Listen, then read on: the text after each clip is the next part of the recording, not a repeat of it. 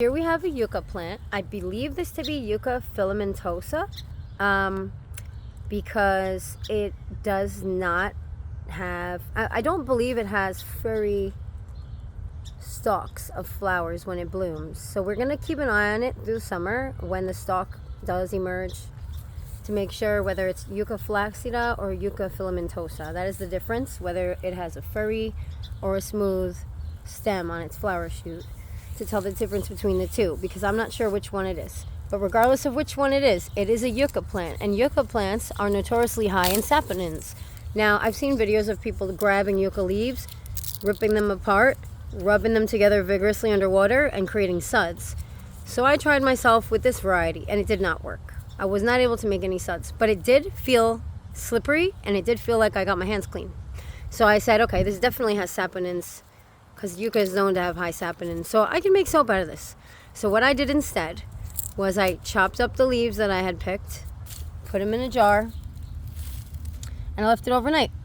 And here we are now in the garden, and we're bringing her progeny back to visit their mama. Hi, mama.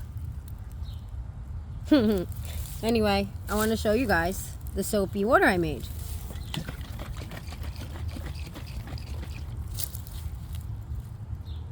That, my friends, is hand soap. You can wash your dishes, you can wash your face, you can wash your hands, clean your house, do whatever you want with this, because this is soapy water.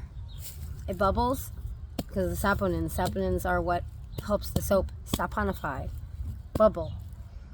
Alright, so this is a great soap.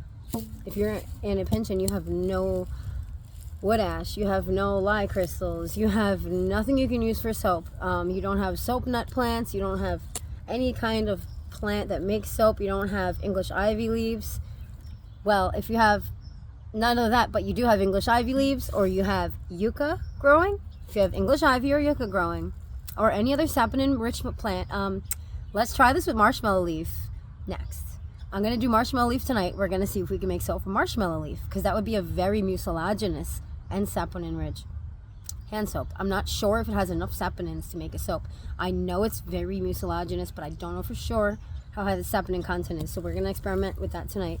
But this was successful, and all I did was grab three of these leaves, just three of these stalks. Look, you can see how big it is. Big as my head. Well, double the size of my head. So I got a big head, so it's a pretty big stem. It's a pretty big leaf. I got 3 of those, chopped them up, dumped in some water, put a cap. It's done. That's it. I got soap. I'm done. It took 1 day. It took 1 day of infusing.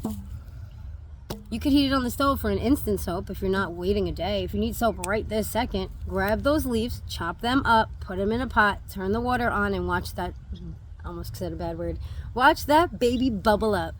Alright? And you can make your own very gentle, very simple soaps for simple house cleaning operations.